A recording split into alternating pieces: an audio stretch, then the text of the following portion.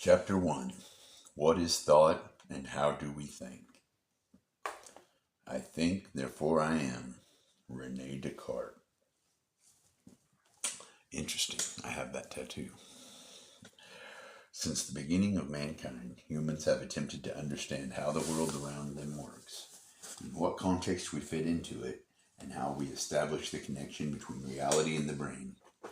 The brain, in turn, interprets all this information and synthesizes it in a model of the external world so that we can understand it internally, and which generates profound questions about the existence and the way we coordinate and organize this information.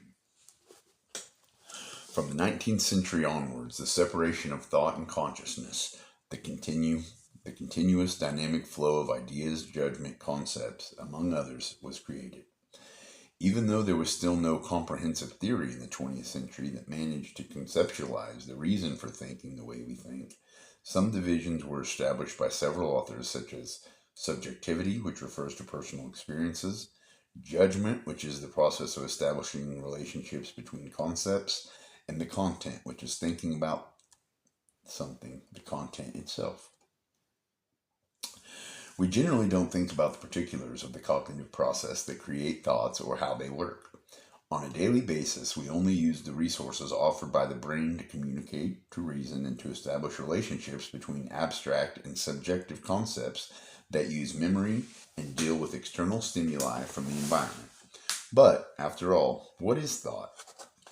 Thought is a brain activity that is constructed in language and correlates the individual with themselves, with others, and with the environment. It's an intellectual activity that brings into existence the meaning, the understanding of information, and the organization of external stimuli that we receive at all times, be it visual, auditory, or tactile stimulus. It can be argued that it's a product of the mind that arises through rational activities of the intellect or by abstractions of the imagination, thus helping us to form consciousness. It's the capacity to conceive, combine, and compare ideas. To think is to dialogue, to converse, to ramble, to use the senses in an internal way in a series of rational operations such as analysis, synthesis, comparison, generalization, and abstraction.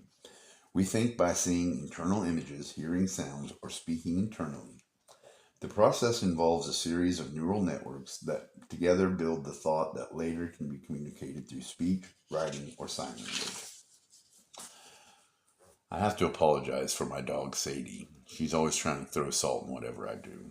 Ain't that right, Sadie? I'm sure you heard her yawning. Today, the concept of thought structure has become broader and at the same time more specific than in the past. It's organized into logical, rational thinking, which consists of the flow of ideas, symbols, and associations directed to an object through attention. It encompasses the process of judgment, understanding, reasoning, and anticipation of facts. The main intellectual components of thought are then divided into concept, judgment, and reasoning. Concept is a purely verbal scheme that encompasses in a single mental operation the relationship between species and genus.